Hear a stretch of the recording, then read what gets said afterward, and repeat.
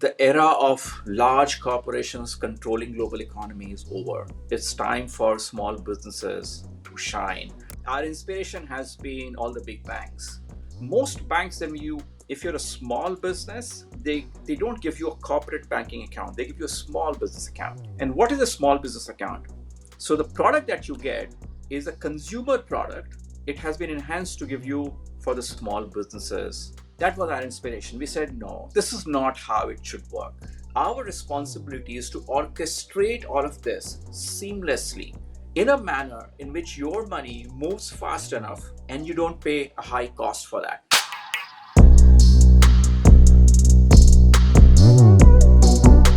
Hi, everyone. Welcome back to the BeyondProduct podcast.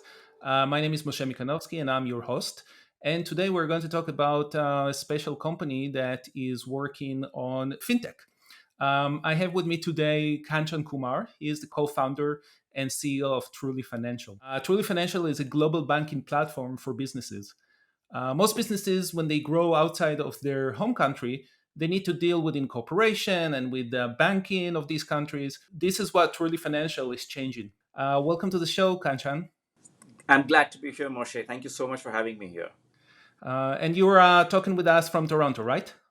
Yes, I'm based in Toronto. But as far as I know, Truly Financial is a global company. It's from Canada and the USA and also Asia. And you're actually also a global person, right? I am. I work in US and Canada both, and I split my time between these two countries. And more importantly, because our team is based across the world, I spend a lot of time traveling and meeting my team. And Mhm. as we go along, you will also learn that we work with a lot of banking partners all across the world. But that also means that I get to meet them for our platform. Yeah. And that actually seems like an amazing space to be to really understand what banking is needed for in each one of those countries and when you cross borders and when you do business with other countries. So I assume that from that background that you have, you kind of came up with Truly Financial. Is that right? To a great degree, yes. So the Hmm. company that I used to run earlier, it was a SaaS company, and that was very similar space, being built in one country, sold globally, and which is what most of the companies today are. You Hmm. always work in more than one country, Right. and that's where I learned the hard way as to how difficult banking could be. More so when you're a smaller company, when you don't have a large team of financial experts who can manage relationships all across the world. And we said very naively, we thought that there's a way to fix it. And here we are today, to a great degree. The reason why it was naive was because we thought it would be easy. It was not. It was very tough to do it. But to a great degree, we are satisfied with where we have reached. But it's just the beginning, and there's a long way to go. Yeah, and that's why it's so interesting because every company out there, I'm sure, even if you just start in one location and all of your employees in that one location, you always have vendors or clients or someone outside of that country that you need to transfer funds somehow, right? Yeah. And that's what you guys are coming to solve. If you think about how the word multinational corporation was thought of 2 decades back, right? Hmm. What came to your mind? It was, some large telecom company, oil and gas companies, technology companies like IBM and all of that, right? Today, when you think about multinational, just about a tiny 5 people team, 10 people team, there could be e-commerce seller, there could be consultants, technology companies, startup founders, everyone is multinational. Mm. Just about everyone works with more than one country. And that is where actually our thesis stands. Our thesis is that more and more companies are global by default, Mm. but banking is still local by default. You go to the biggest bank and they will give a bank account in one currency in one country wherever you are based. You could walk into any large bank in US and all you will get a US dollar account based in US. There's not much option when you actually want to expand overseas, then go Mhm. and incorporate a company there. Like you mentioned, have a new company set up there, have a banking relationship set up there, and then you have a finance team which is going to manage multiple entities and multiple banking relationships. Most of those banking relationships may not provide you the best payment service, so you'll also possibly sign up with another payment service. Hmm. And that's what we thought that is good for large companies. If you're a hundreds of millions of dollar corporation, billion-dollar corporation, you can hire a team of experts who will manage it, and you never have to worry about it. But Hmm. just think about a 5, 10, 20, 100 people organization. They don't have that wherewithal. Neither should they really be focused on that, right? They should be focused on growing their business. Hmm. How can we really create a platform which allows them to do business across the world without having to incorporate a new company, open a bank account? And that is what we built. We said, Hmm. wherever you're based, you could be a US company or a Canadian company. When you sign up with us, we will give you a bank account, not just in your home country, which is US or Canada, but also in other countries, which is UK, Europe, another country within US and Canada. And we're Hmm. adding more countries to it. We're adding Brazil, we're adding Mexico. Sometime next year, we would be giving access to African markets and Asian markets as well. And Hmm. that we believe is what the future of banking really looks like. That's what the future of financial services looks like. Hmm. And we are glad where we are.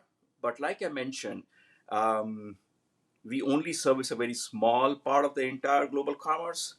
There's a lot more to be done. Absolutely, and I can definitely. I mean, this is fascinating to me because I've done something like that in the past many years ago when I was in a very similar fintech startup, which failed, but I learned a lot of lessons from that. But one of the things that caught me in what you said was you create the account for them, and then is it right away that when you create an account with you, you have all of these I don't know, are they virtual accounts or are they just access to accounts in all of these countries? Or do you have still to go and create those accounts as well? They don't. Once they sign up with us and we complete the KYC and all the compliance processes, they get an account instantly. And it's just a click of a button. You may say, I need an account in UK. Within that second, you will get an account in UK. Within that second, you get in Europe. You don't have to go and do the entire process all over again. You don't need to have a also you don't need to have a local address there or local establishment. Nothing more is asked. Yeah. So now that the name resonates with me even more because it's truly international, truly global. You call it truly financial, but I would add all of these words. After the truly, it's truly global account that you don't have to worry about creating new accounts and new accounts all the time and running through all the regulations and the hoops and loops that they have to they take you through. So it just shows that the name actually is an awesome name because you just told me the story and I was able to resonate with that so quickly just by the name. So Yeah. kudos for that. And I can also mention that related to the knowing your clients and the decision to go with corporates now for now already or with the businesses, it's because you really need to know KYC, know your customer. You need really to know who they are. I've gone through the registration process, and I must tell you, from a product background perspective, you have a very smooth and really good design over there for the registration and for the information you were asking. Kudos for that. I mean, this is not, Thank you so much. yeah, it's not an Appreciate easy thing to go appreciate through. that coming from a product person. It is even more appreciated. Thank you. Mhm. Yeah, no, absolutely. And I'm actually looking forward to see how it looks like after we register and after when I start using it. So on that count, actually, if you look at it, our inspiration has been all the big banks. Mhm. When I started building this business with my co-founder, so the first thing that you do is to open bank accounts. Yes. Um, what do? You first have to book an appointment to open a bank account. Right. You can't just walk in and open a bank. Hmm. You have to walk into the branch and answer hundreds of questions, submit so many documents, Yes. and then you get a bank account. That was our inspiration. We said, no, this is not how it should work. When you can do everything else online, why should you really walk to a branch to open a bank account? Not Yeah. just that. Most banks, if you're a small business, they don't give you a corporate banking account. They give you a small business account. And what is a small business account? It's part of the retail business group for most banks. So the product that you get is a consumer product. It has been enhanced to give you for the Ah, small businesses okay. because practically, I mean, I understand because I have built banking systems. Most corporate products are different from the retail products. They don't want to provide you with a corporate product because it costs more for them to maintain it, and there's an entire paraphernalia to run that. So they say you only do slightly more business than an individual. I will give you the same account as an individual. They just Mm, label it as a small business yeah. product, Yeah. which means that it is a crippled product. You cannot do most of the things online, and then they would ask you to go to branch and do it. Now, obviously, now if your bank charges you $40 for a wire transfer, right? Obviously, because there's someone sitting there and taking all the forms being filled up and punching in those numbers in the system. Who's paying for that? You are paying for that, right? Of course. Of course. So Yeah. so the only way to cut all of that was to build a completely online system where you don't ever have to have a branch visit, and you can do better than what you could have done by going to a branch. Yeah. So the inspiration for the onboarding that you saw actually comes from the big banks.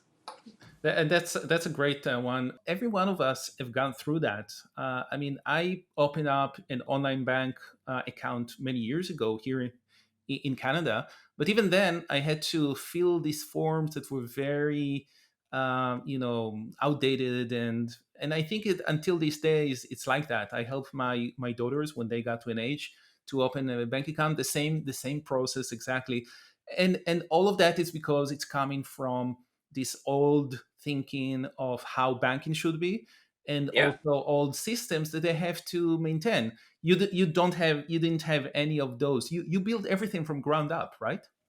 that's right. Absolutely. So one of the decisions that we took early on was that we come from technology background. We have built banking systems, so we know what it takes to build a banking system. We know what every bank uses and what are the pros and cons of that. And we did not want to start with something which is already a legacy system.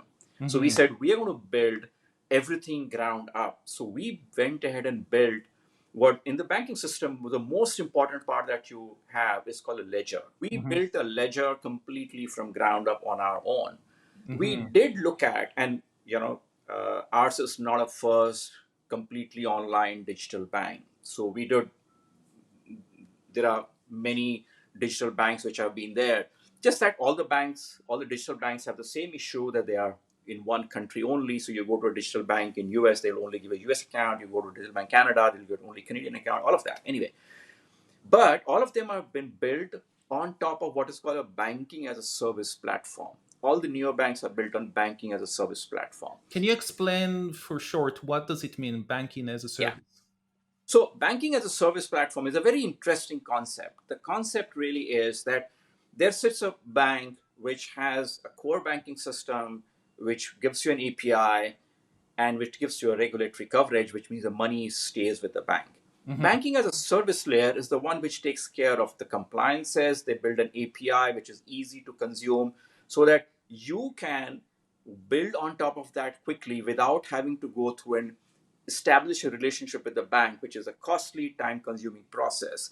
Is Hmm. having your KYC process being certified by the bank, again, that's costly to build and certify. So So, the banking as a bank, service so the bank platform. will do all of that as part of their platform. They will That's right. So handle they're the called BaaS, KYC. banking as a service. So they have built all of this. They got it certified by the bank, and you completely use it. So all you're building is a layer of user interface on top of that, I see. and you don't have to do anything more, which is a great concept because it built a what I call neobank 1.0, which built a new set of banks which allowed customer to transact online without having to go to a branch. Hmm.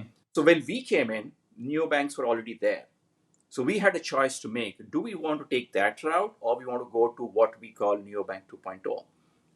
A Neobank Hmm. 2.0 has to own the entire stack. And the reason why they have to own the entire stack is because we wanted to build something which is very different. We did not want to be constrained by one particular bank that we work with and their capabilities. Right. So we wanted a system where we could combine the capabilities of multiple banking partners which work with us behind the scene to give you one cohesive view of your account. So today, when you open an account and you get an account in US and you get an account in Canada and in UK and Europe and different countries, behind the scene, it is actually different banks. We are not a bank ourselves. We are a financial technology company, right? So Hmm. your money stays with the bank accounts in different countries. You get a bank account name and the routing number of different banks in different countries. But for you, you get one single view.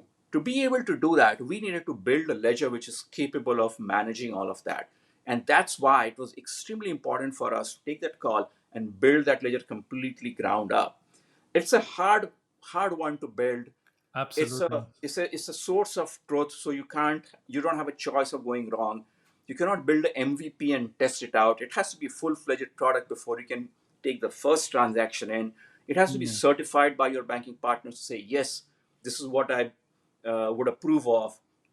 You have to build your own KYC process and KYB process, as they call, know your business, know your customer process, right? Yeah. You have to build that in accordance with the regulation and in accordance with the guidelines of every banking partner that you work with. And all of them have to certify before you can take the very first customer on board. So it's a long process, lengthy process, but that's exactly is what our moat is, because today it allows us to build a product which is very difficult to replicate.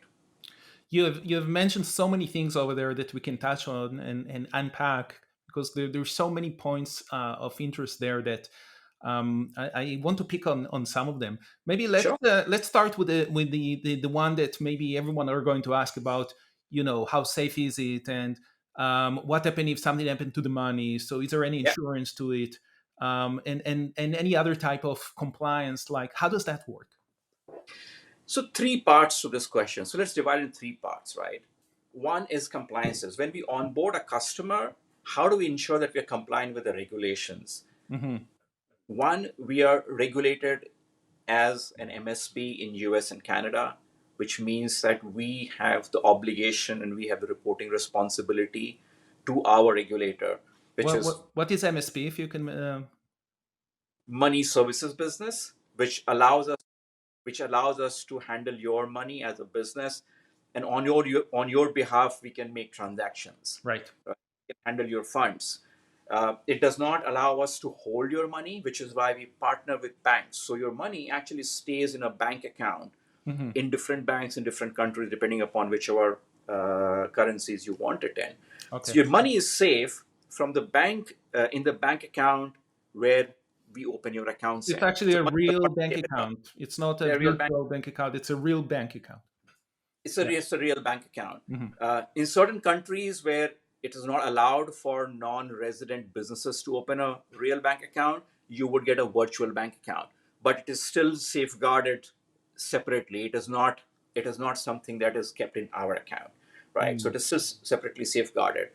Um, from a compliance perspective, we ensure that know your customer and know your business guidelines have to be followed, because we are regulated and we have a reporting obligation, which is similar to what banks have it in terms of knowing, collecting all the details, ensuring that they comply with the regulations, and if we find something suspicious, report it to the regulator. So we have very similar regulations to follow as far as customer onboarding is concerned. Mm. And most importantly, the money itself is kept safeguarded. The third part of it is the money movement part. Now, the money movement part is, again, if you were to pay some supplier in Singapore, Vietnam, and Hong Kong, right? Money really moves from your account to an intermediate account, and from there it goes to the bank account in another country where you get paid. Hmm. So at the end of the day, if you look at it, our responsibility is to orchestrate all of this seamlessly, right?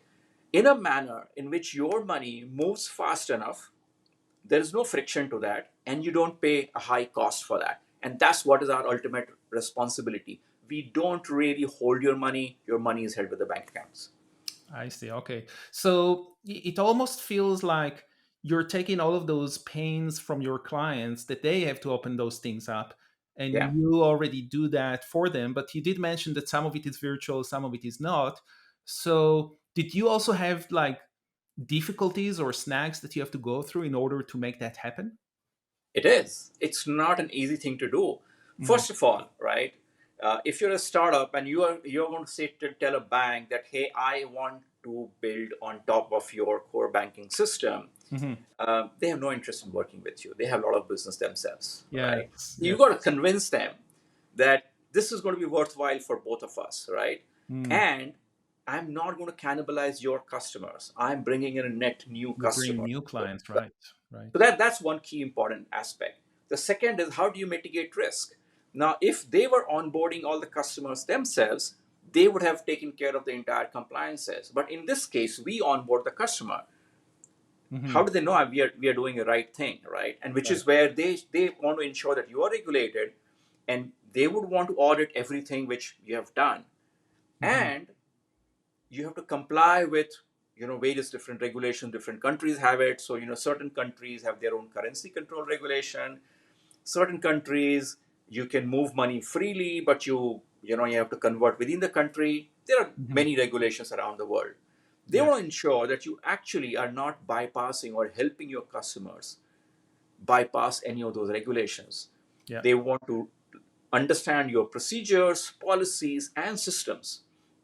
It's a Yeah. long drawn process. It's a I. really long drawn process, requires a lot of patience, Mm-hmm. because startups think in a different time frame, right? You Mm-hmm. think in hours and days and weeks.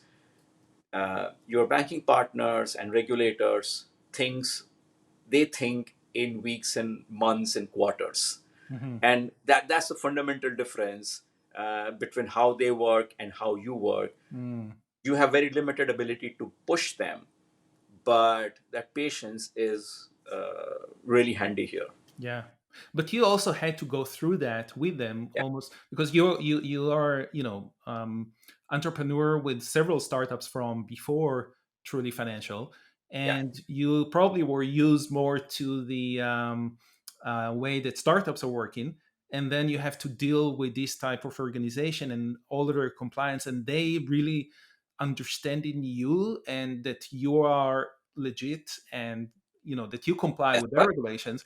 So, how did you go through that process to?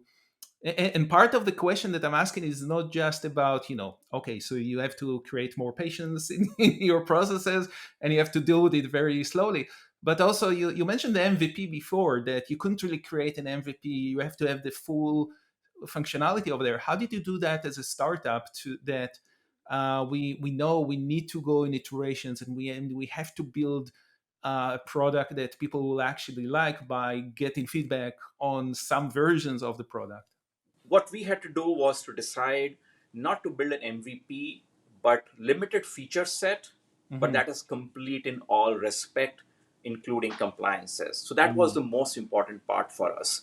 Um, the bigger thing for us was that I do not personally, or my co-founder, we did not come from banking or a payment space. We come from building Hmm. technology-based businesses, products, SaaS, enterprise software, Right. banking software, but not necessarily from payments or banking regulations.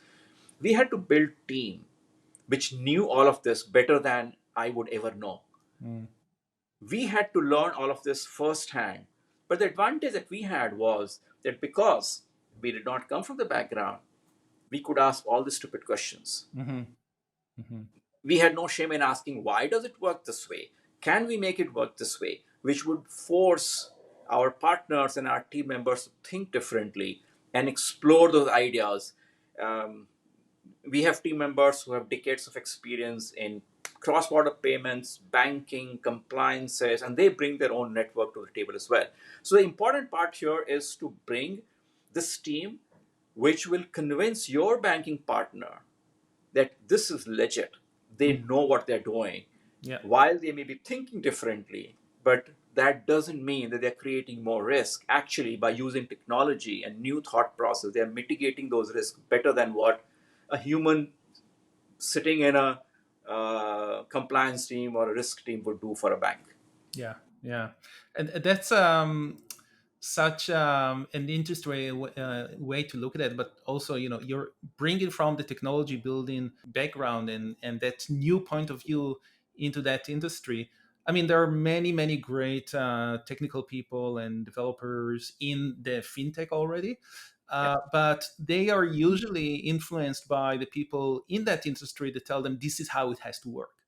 yeah, Where when you come with a fresh mind into it, you can definitely create. It happened to me also in that experience that I mentioned many years ago, that I created a whole ledger as well based on just me trying to figure out what makes sense, that everything will balance and I will have track of everything. yeah, When I showed it to the CPA, he was like, "But this is not how we do things," and, yeah. and that was always like this. From what you're saying, I'm hearing like you've gone through the same process, and this also brought some innovation in a way. That's right. I mean, if you look at what we have built, if when we first started building it, just about everyone that we spoke to, they said, no, this is not possible to build. This is not how banking is done.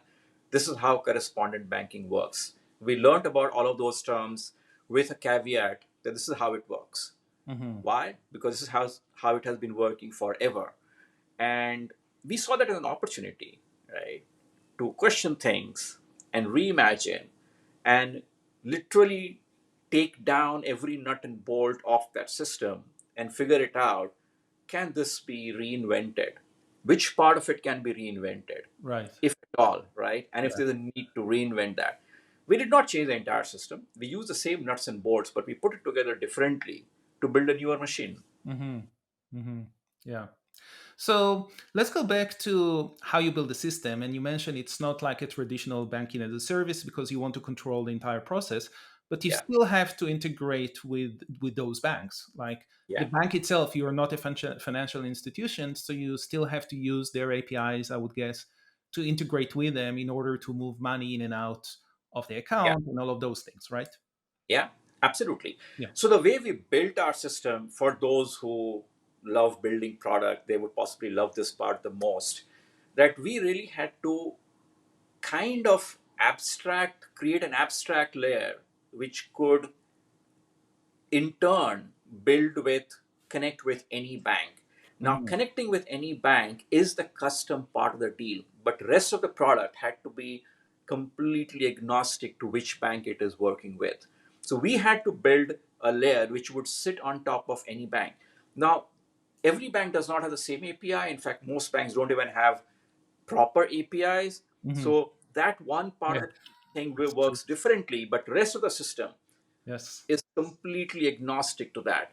Yes. That means that tomorrow, and we do that all the time, when we open up a new country or integrate with a new banking partner or with a new payment rail, only thing that we need to rebuild is the integration with a new partner. Hmm. Rest everything works seamlessly. Yeah. And that's where some of those architectural decisions were extremely important initially. Yeah.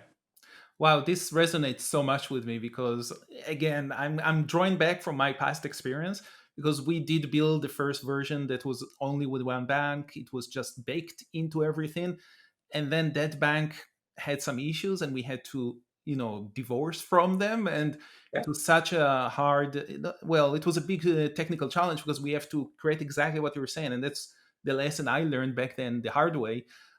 So it's really fascinating to hear that you're doing it. It's almost like we're brothers from different mothers. That Yep. we had this type of backgrounds, and And uh, Moshe, you did that. You did that much before we built it. yeah, So I did you that you from 2005 to 2009, and it yeah, was way early in the stages of online banking and what people would expect. You yeah. wouldn't have a lot of purchases online back then, so I'm sure the market is so much more ready for this these days. So I'm Yes, absolutely.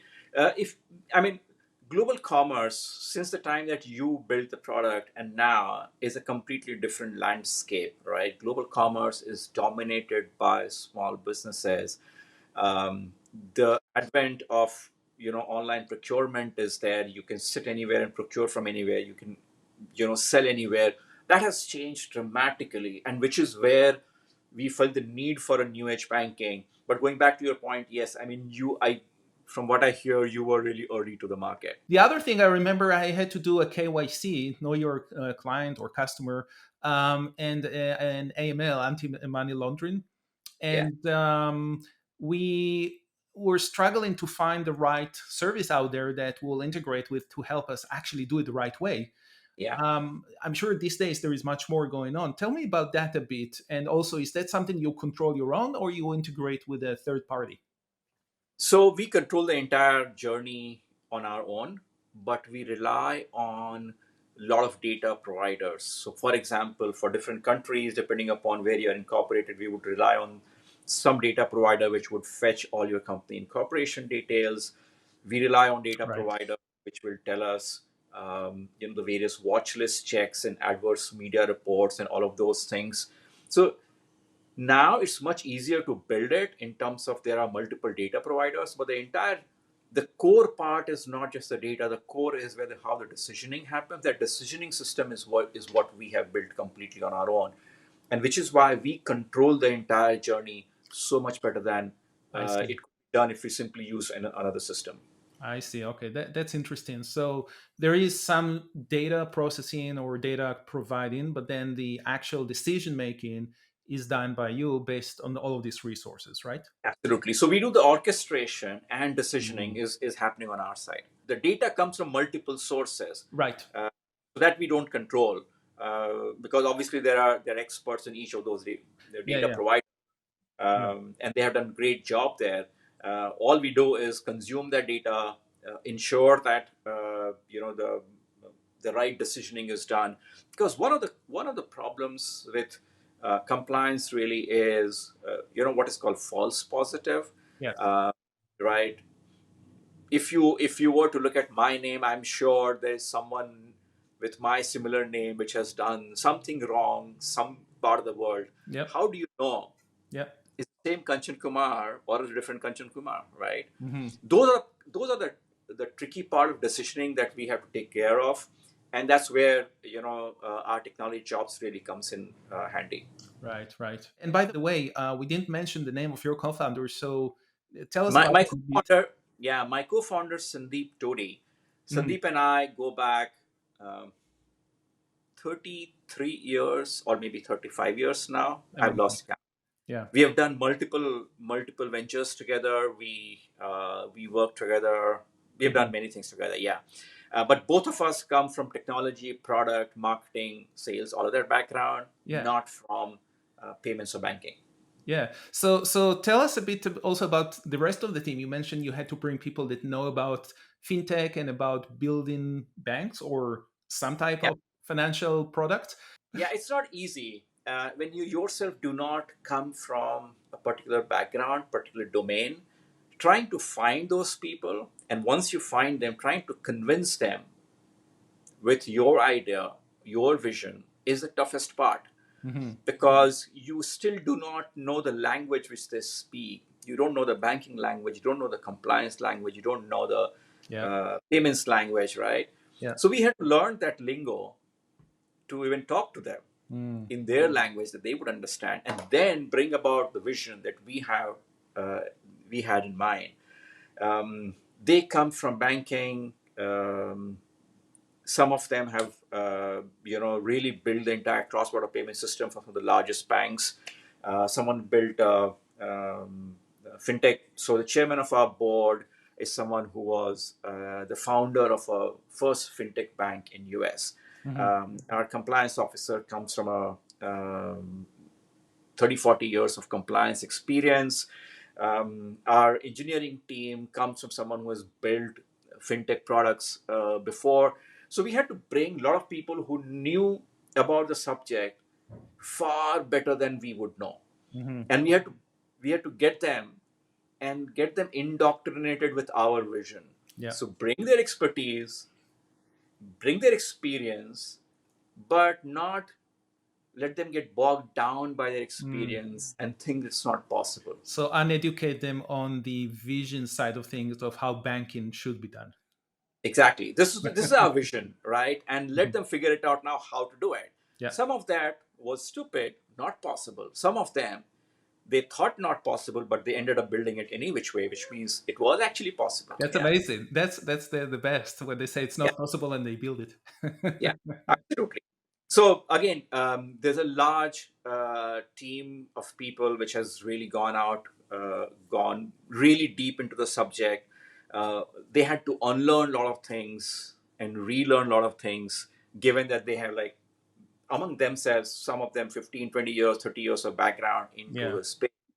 yeah, It's not easy for them to unlearn coming from a large bank, large corporate space, and working with a startup in a very different time frame, thought process. yeah. Uh, I'm very proud of my team.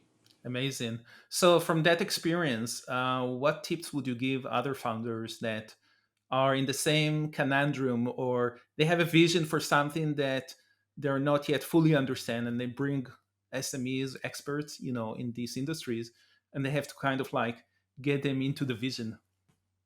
Yeah, I think there are two things which are critical. One is while being flexible, not compromise on the vision, right? So you have to Mm. be flexible about what's possible, what's not possible. But that first principle thinking, which drives vision, is extremely important. Hmm. And the second part is is about understanding and empathizing with your team member, which comes from a large corporate background or a subject matter expert.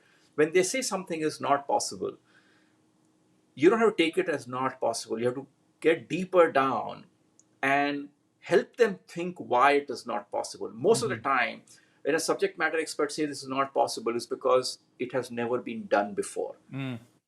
That's what they mean. They Yes, don't mean it's not possible. They simply mean this is how it has been done they've before, never and I seen it haven't thought before. whether Yeah. whether a different way of doing it, right? Yeah.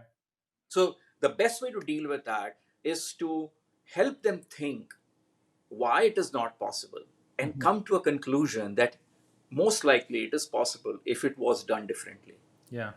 Yeah. And being that person who would say, I know this is new thing to try and there's no harm in failing, but Yeah. let's try nevertheless, I love right? that. I love that. This resonates also with everything that I usually talk about and think about in product management, because you are leading by a vision. You're not leading by what's possible, what's not possible. You're Yeah, leading by this is the outcome we're trying to get to, and yeah, let's find a way to do that. Now, absolutely. And so mhm, when you initially spoke about the fact that our team is spread out, um, yes, I just go back to that part. So our team of compliance and banking and cross-border payments, all of these people are spread across the world. They bring in their diverse experiences into this. it's So amazing. someone who has worked in a place like India and has seen real-time payments much before a lot of other parts of the world has seen, right? They bring in that expertise, right? Yes, Someone yes, which comes from a US compliance background, which is really strict background, right? They're able to bring in that expertise. So that fusion of ideas is extremely important. The second part that global team really does, in our case in particular, is empathize with the problem. So hmm, I fundamentally believe that a startup or a product is an outcome of empathy. When you empathize with a problem, you come up with something unique to solve that. Now, our team, because they themselves are spread across, they really feel the pain of what it hmm, is to run a global business. hmm, hmm, yeah, Despite being a small team, we are a global business. They know that pain point. They yeah, empathize with the pain point every day, and that is what drives them to keep building and solving the yes. problem for our customers, which most likely is having exactly the same problem or more. So, what you need to have in order to solve this for every company in every country is an employee in every country. So, one employee in every country will. Yep, most likely. But you are talking exactly like a product manager, because managers many times will tell you the first thing you ask them, what's the most important for a product manager? That's empathy. Yeah. because empathy is like that one thing that put you in the shoes of your users and your clients, and without that empathy, we'll never be able to tell what it is, and your Absolutely. stakeholders and others. And Yeah. the second thing I always love to see is companies that use their own products. So that's obvious that you guys do, right? We can't run our operation if we did not use our own product. Right. Hmm. So it just goes without saying, our entire operation runs on our product. Everyone uses our product day to day. So Yeah. they also know what works and what does not work and what could be improved, because Yeah. they know something And is not working great the way it should work. right. And I'm sure that I didn't see that yet, but I'm sure Truly Financial is localized for the currencies with all the exchange rates and all of that stuff. Is it also localized for languages for different people in different places? For now, no. Right now, we are focused largely on English Hmm. language audience. Hmm. Our products available in Quebec, but we got very limited French capability in the product right now. Right. However, that's something that we are working on in terms of few languages that our customer base transact in. We are bringing that capability Right. sometime in near future. Cool. And we mentioned the currencies. I believe that you support 33 currencies at the moment. Um, Maybe Possibly since I more, checked, it's already maybe, more. yeah, possibly more. We keep adding newer currencies Right. almost, every month, possibly for 34, 35 currencies we support. Right. And yes, that's another thing that we bring in. So by being operating in multiple countries and having banking partners in multiple these countries, it means that it gives an ability to provide the similar kind of benefit which a very large corporate has it in terms of currency exchange rates to a very small customer. Hmm. So a small customer gets exactly the same benefit that corporates which would be doing hundreds of millions of dollars of currency transaction, multi-currency transaction, would be able to get. Those kind of rates are able to bring it to a very small customer or a very small business as well. And that's all because of the way we are structured. The other thing that came to my mind before when we were talking about MVP and how do you test it and stuff like that. So you mentioned you started with a vertically sliced thin and then you enlarged that. But how did you um, do the discovery of the problem, that the problem is a real problem, especially with different locations, different countries, and understanding that in each location, each country, different, you do things differently, and therefore your research might be done differently, and also the results might bring different results. So how did you go through that process? Um, it's interesting. So we'll have to go take a step back and go into the history of Truly Financial. Hmm. We started out as a cross-border payments company. Our first product was for the Canadian market, small businesses which needed to pay their suppliers. And what we created was a payment network, which was an alternative to wire transfer, which Hmm. was all going very well. We were looking at expanding to the US market exactly at the time when COVID hit. Oh, okay. We were all sitting at home, and so were our customers. We we really did not know where the world is headed, what's going to happen. Like most of us did not know. We were not different.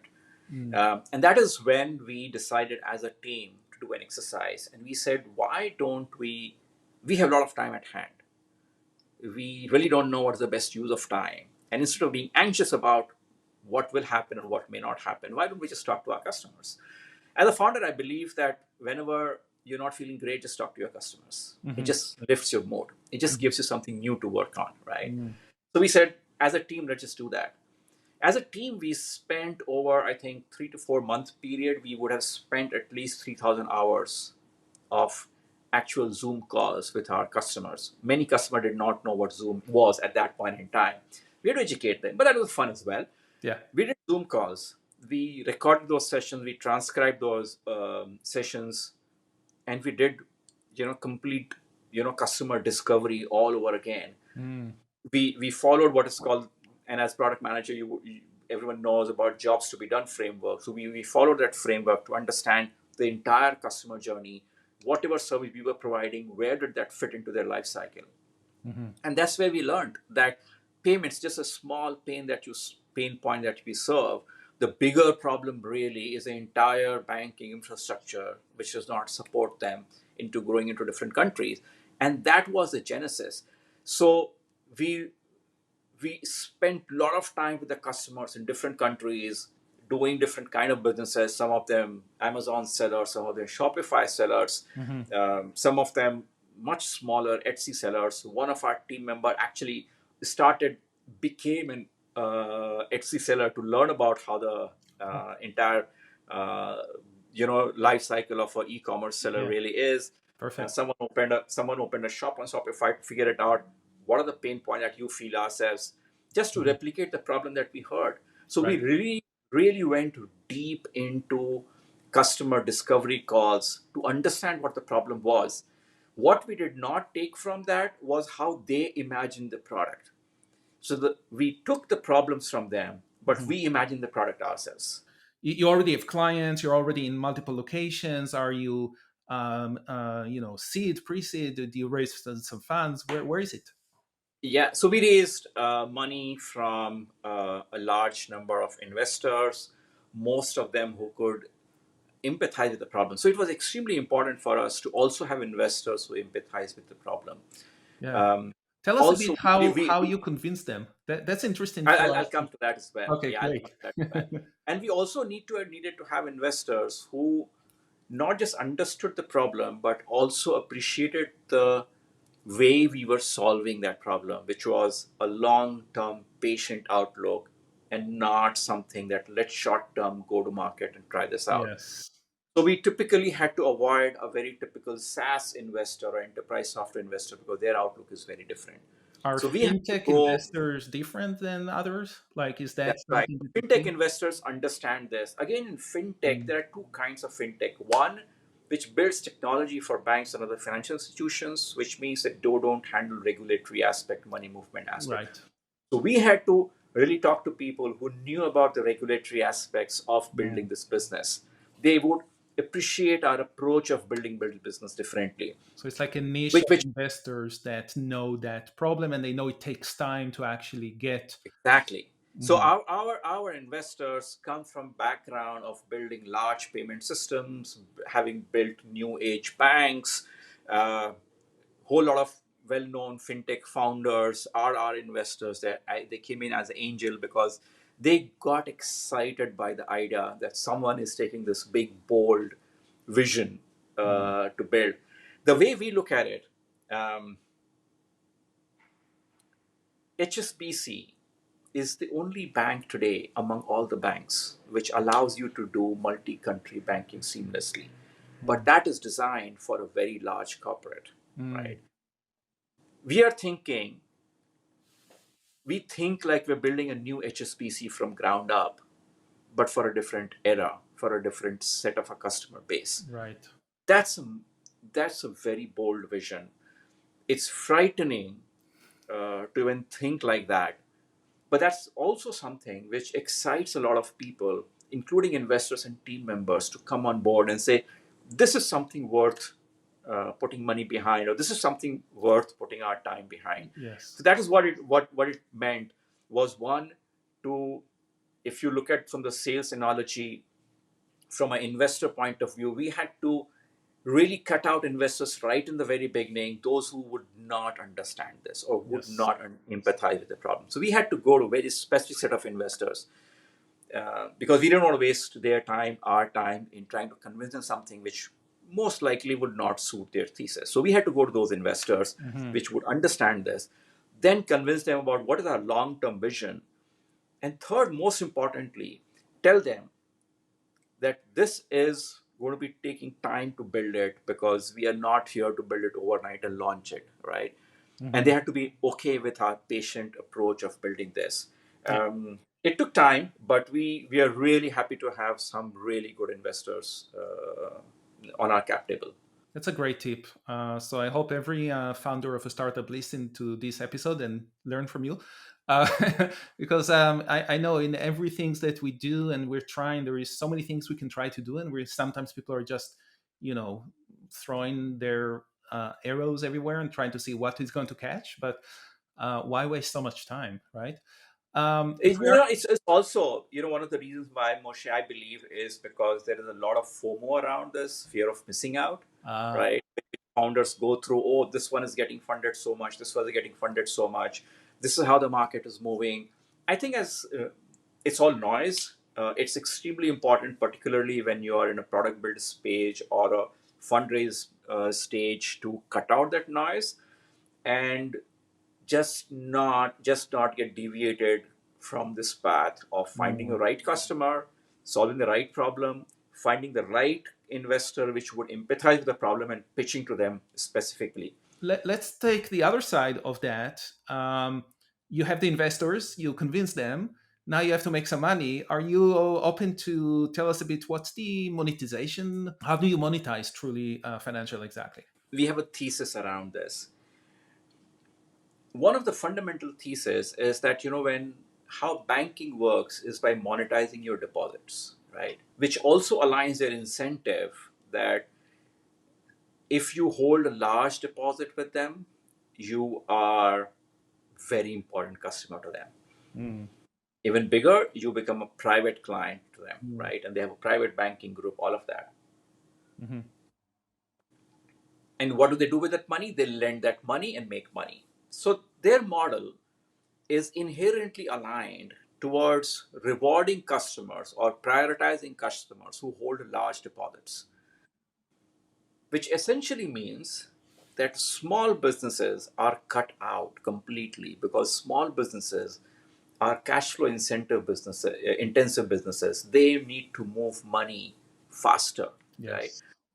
They don't make money by leaving money in the bank account, Mm, right? So we had to reimagine as our business, how do we be profitable and revenue generating business without focusing on deposits. So we don't make money from the deposit that we hold. mhm, Your bank does it, and we don't even prioritize customer based on how large deposit you hold. We prioritize customer based on how much money you really move mhm, and how fast you want it to be moved, which means that we make money when money moves. When you mm, do higher transactions, we make more money from you, mhm, right? And that's what is our incentive, is for your business to grow. You do more transactions and we make more money. We bring your cost down so that your business grows further and you do more business and we make more money, and that brings further cost down, and that's the flywheel that we operate in. mhm. Today we are able to offer, for example, when you do foreign currency transaction, we're able to offer literally the best rate in the market. If anyone ever comes with a rate which is better than ours, we say we'll match that or we do better than that. Mhm. That's very simple. But we make money. How do we do that? Is because our customer trusts us that we will give them the best rate, and we uphold that trust by not just giving the best rate but doing better every time it is possible. As volume grows, we go and negotiate better rates with our liquidity providers. We come back and offer better rate. We Amazing. give them better rate on wire transfers, local ACH payouts, local EFT payouts. We keep doing better. So we make money when you move money. Mhm. I would want our customers to keep growing, doing more transactions so that we make more money. So what you're doing is you're taking the disadvantage of those clients, you help them, and you turn it around on its face to make it into an advantage, That's right. which is Absolutely. very cool. Very cool. Yeah. Yeah. No, that's really amazing. I learned so much from you today about uh, just being different in an old-fashioned industry can make so much innovation and can create so much value for people. We talked about what how you got to here, and we talked about where you are right now. What's your vision for the future? Our North Star really is that how do we make our customers successful on the global marketplace? So you could be based anywhere, your business could be incorporated anywhere. How do we help you grow and explore different markets, hire people, sell in those markets? Which basically means that we have to do a lot more than what we are doing today. Mm, Right now, we help you collect money and move money, but it has to go to a different level altogether. We call ourselves the best global transaction banking platform today in the market. We want to go from there to a best trade finance bank in the market. We want to go from there to a best full service bank in the market. So we want to be there for our customer at every step of their journey, wherever they need us, whatever it takes for them to grow their business. Like I said, our North Star is very simple. Are we helping our customers grow in newer markets? Is all we want to really care about. So is it beyond the fintech? Is it more than that? It is beyond fintech. There's a lot of technology comes in. How do we help you manage your business much better, right? Your Hmm. day-to-day operation. How do we make that more efficient, that you don't necessarily need to have a lot of repetitive work, be it invoices being raised, recurring payments being collected, reconciliation of payments, integration with whatever various systems you use. So there's a lot which that we are working on, which goes beyond banking. But the idea is again the same thing. How do we help you keep your operations lean and keep growing without having to add a lot of headcount to your business? Mm. This is such an important vision because and again, I'm drawing it from my product background. In product, I'm always trying to focus on the new value that I'm creating with the product and not just on the trivial things that everyone have built in the past millions of times before. So same with organizations. We want them to be able to focus their time on the new value they're creating. So let's help them create with your platform. Reduce the time on all of these stuff that they have to deal with that just takes energy, right? Again, a contrarian approach that we took, most product managers are incentivized to look at how much time your customer spends on your platform, right? You measure them by, how do you get them to engage more, to spend more time on the You platform. want to let them do less so they save time. We measure how less they use it. So if That's something great. could be done in 3 minutes an average session size, session time, if someone takes more time, we would talk to them and figure it out. Where did they get stuck? Why did they took so much time? Is there something that we could do to save 7 minutes extra, which they spent on the time which they should not have? Hmm. That reflects in our customer onboarding, our transaction processing, everything. Yeah. So it is extreme. So whatever else we do, it is going to be geared towards that you spend less time, but you do more with this. Yeah, you have higher value with less efforts.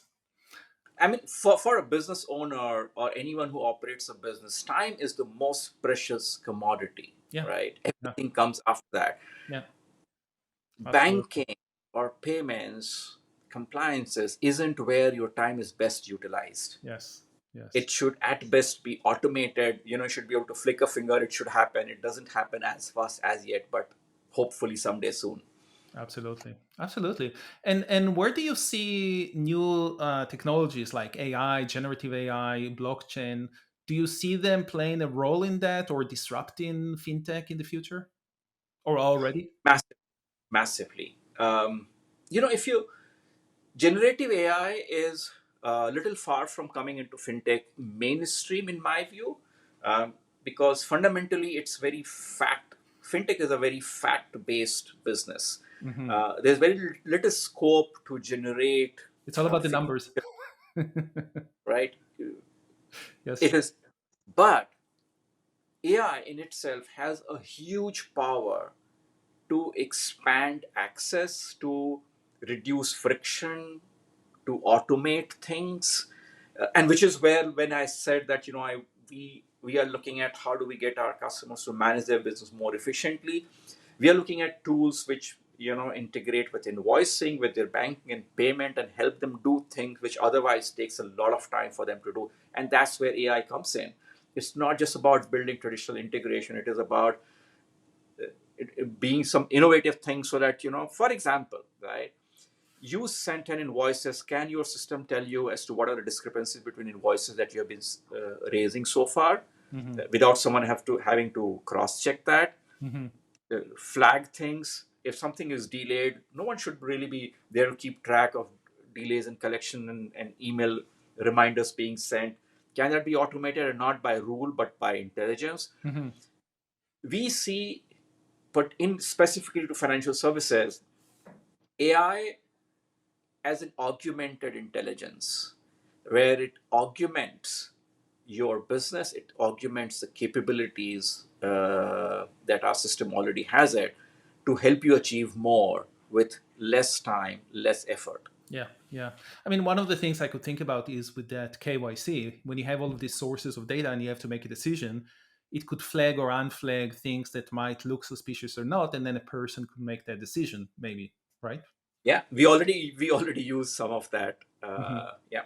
Maybe that will be an opportunity for you if you're looking for any other partners. Maybe you can shout out to them. Absolutely. We are a very, very partner driven company. We open up our APIs for partners to build on that. Anyone who has a very similar vision of helping customers, businesses grow globally, we work with them closely. And I would invite everyone to come and talk to me as to what we can, reimagine how the businesses would be. So anyone who works in a small business or small to medium business space where help them grow, whatever automate their things, day to day operations. Our APIs are open, and we are happy to work with you for a common goal.